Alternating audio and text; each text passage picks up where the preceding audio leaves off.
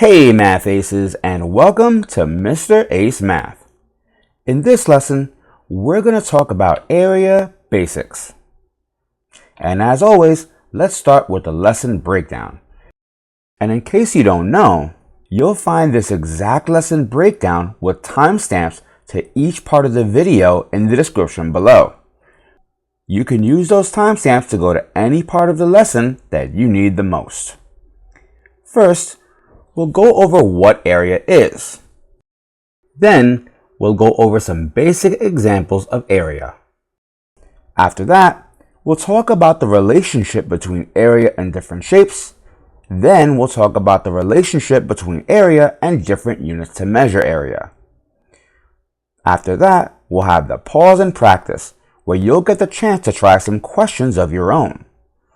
Following the pause and practice, the answers will be revealed, followed by the reflection, where we briefly go over everything from this lesson. But in order to do well with area basics, you'll need the two following skills. First, you'll need to be comfortable with basic shapes. And number two, you need to be comfortable with basic addition. So make sure you know those, and let's get started. So what exactly is area? Area is the amount of space within a shape, and it's measured in square units. And that's exactly why we have this grid here. It is made up entirely of squares, and we're going to need those squares for our square units when we're measuring area. Let's get to our first example. Let's say we have this square here. Well, that square contains exactly one square unit within that shape, which means that the area of this square here is equal to one square unit, because within that shape, there's one square. How about this shape? Well, this shape is a rectangle. And what do you think the area of this shape is? The area is 2 square units. And that's because within this shape, it has 2 squares inside of it. And that measures the amount of space within that shape. How about this one? Well, if you said 4 square units, you're absolutely right. And that's because in this shape, which is a square, we have 1, 2, 3, 4 square units within that shape. And just so you know, different shapes can still have the same area. And let's take a look at an example of that. Let's say we have this shape here. It's a long rectangle. And what's the area of this rectangle? Well, how many square units are there within the shape? There's 1, 2, 3, 4, 5, 6, 7, 8 square units within the shape. So that means that the area of this rectangle is 8 square units. How about this shape? Again, it's a rectangle, but how many square units are within this rectangle? Well, that's 1, 2, 3, 4, 5, 6, 7, 8. So even though the shapes are different, they're both rectangles, but this one's much longer and this one is upright, the area is still 8 square units, because the shape itself has 8 square units inside of it. And how about this one? This shape is a bit irregular, but we're still going to measure area the same exact way. That doesn't change. It's still the amount of space within that shape. So how much space is within this shape measured in square units?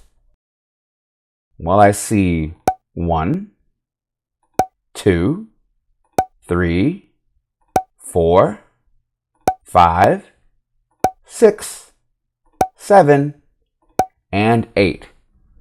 So again, the area is 8 square units. So these are 3 totally different shapes, but that doesn't matter. Different shapes can still have the same area. And in this example here, that area is 8 square units. And here's the last thing I really want to talk about with this basics lesson. The word unit can be switched with actual units of measurement. Here's what I mean. Let's say we have this square here. And let's say that 1 square represents 1 square foot. So now we're not using the word unit anymore, we're using the word foot. And it's called 1 square foot because this square is 1 foot long and 1 foot wide. That makes 1 square foot. So if we have this rectangle here, what would the area be if each square is 1 square foot? Well, that would be 12 square feet. Because inside of this rectangle, we would have 1, 2, 3, 4, 5, 6, 7, 8, 9, 10, 11, and 12. But what if we didn't have square feet? What if instead each square was equal to 1 square yard? And a square yard means that each square is 1 yard long by 1 yard wide, which means the area of this rectangle would be 12 square yards. So let's go through this one more time. Let's say each square was equal to 1 square mile. Now that's absolutely huge. It's just a little bit smaller than Central Park in New York City. Because 1 square mile is 1 mile long by 1 mile wide. That's a very, very large area, used mostly in maps. Well, if that's the case, then the area of this rectangle here would be 12 square miles. The units of measure are very important, and if you don't see a unit of measure, you would just use the word unit just like we did in the original example. So here's your pause and practice. Just pause and practice. Hit the pause button and try these 6 questions. Once you're done, hit the play button to see if your answers are correct. Ready, set, go.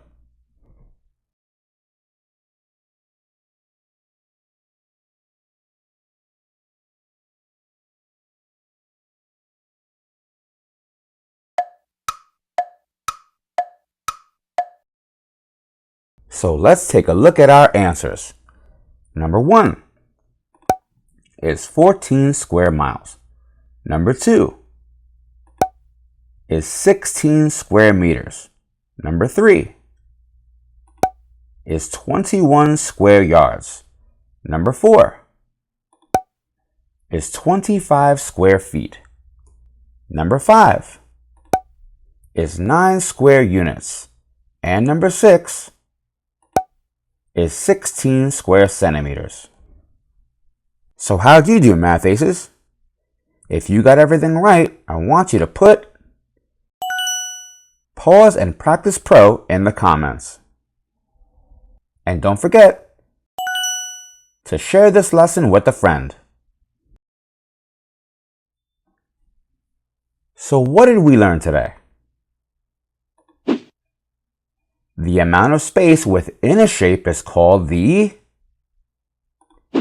area. Area is measured in what kind of units?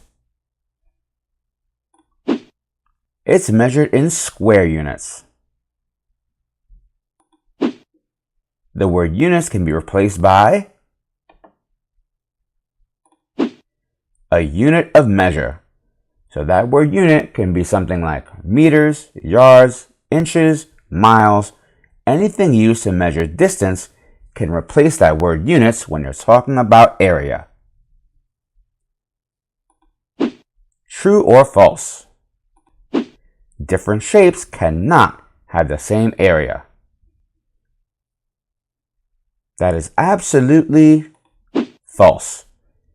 Even in the pause and practice, there was an example where two different shapes had the same area.